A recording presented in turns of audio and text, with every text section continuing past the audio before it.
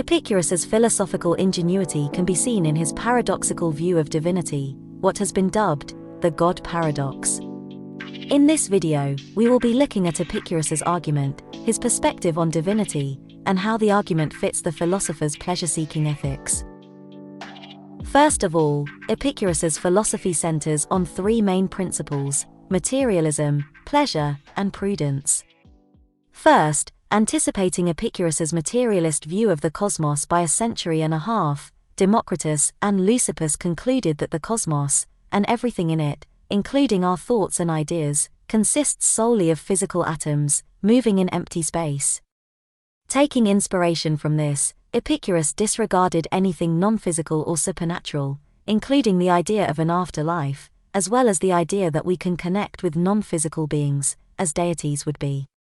Second, Epicurus's pleasure-seeking principle was markedly influenced by the Cyrenaic school of philosophy, whose founder, Aristippus, advocated for the pursuit of immediate physical pleasures.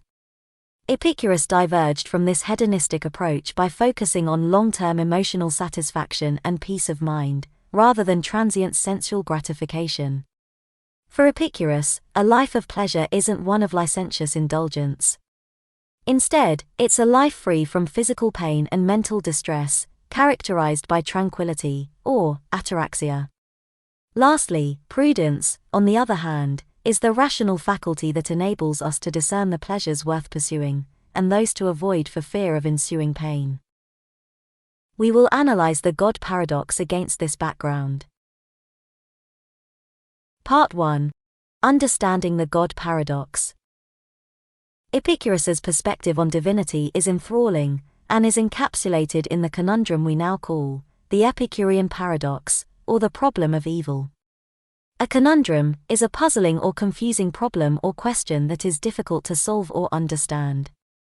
It often involves contradictory or challenging aspects that make it tricky to find a clear or straightforward answer. Epicurus's philosophical dilemma questions the nature and existence of God, in light of the reality of evil in the world.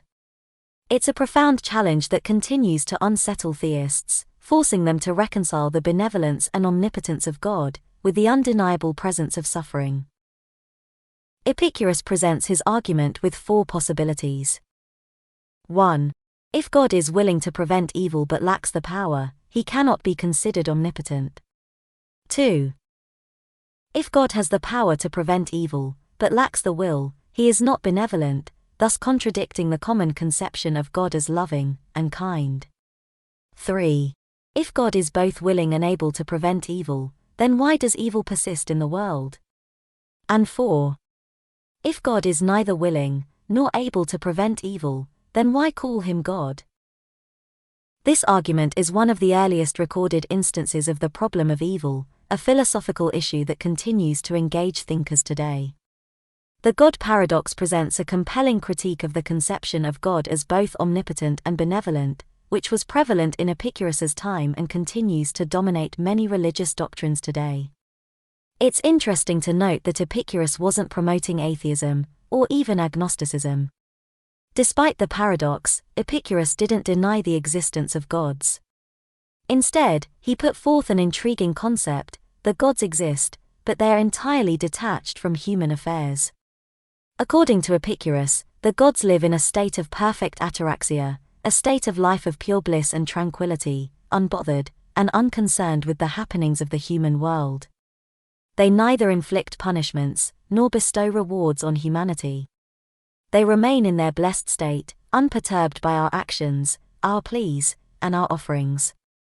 Indeed, the implication is that, should the gods be moved to meddle in human affairs by, say, listening to prayers, performing miracles and divine interventions and such, they would lose this detached state of bliss, essentially meaning they no longer remain gods. This perspective was revolutionary in Epicurus's time, a period when gods were considered actively involved in all aspects of human life. It was believed that the gods would bring fortune or calamity, reward piety, punish transgressions, and were to be appeased for one's well-being. Epicurus turned these ideas on their head, introducing a theology that was indifferent, a stark departure from the widely accepted beliefs of his time. This understanding of God, or the God paradox, thus lays the groundwork for an ethical system that places the power and responsibility of pleasure and suffering squarely in the realm of human actions. Part 2. Fitting the God paradox into pleasure-seeking ethics. With the context of Epicurean philosophy and the understanding of the God paradox in hand, we can also start connecting the dots between these two ideas. Epicurus's view of divinity was not a mere theological conjecture. Instead, it was a practical ethical principle intertwined with his pleasure-seeking ethos. By dismissing the concept of God's meddling in human affairs, he removed the fear of divine retribution, a significant source of anxiety and mental distress for many. Consequently, he made room for the attainment of ataraxia, the ultimate pleasure in Epicurean ethics. His innovative perspective on divinity echoes the teachings of Stoicism, particularly the idea of focusing on what is within our control and discarding unnecessary fears. However, while Stoicism encouraged acceptance of pain as part of life, Epicurus prioritized the elimination of pain for achieving tranquility. Epicurus's call to a pleasure-seeking life can also invite comparisons with utilitarianism, a school of thought developed 2 millennia later.